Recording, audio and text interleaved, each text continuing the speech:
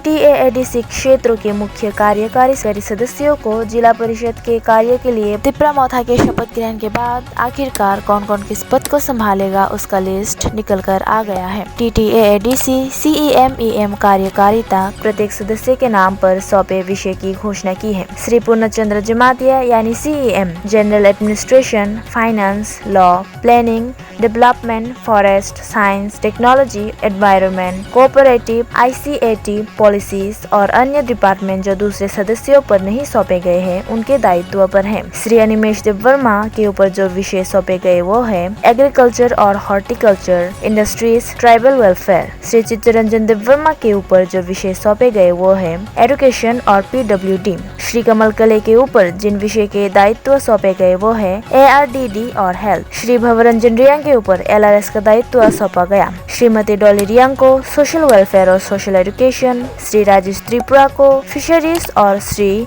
सोहेल देव वर्मा को स्पोर्ट्स और youth affair का दायित्व सौंपा गया।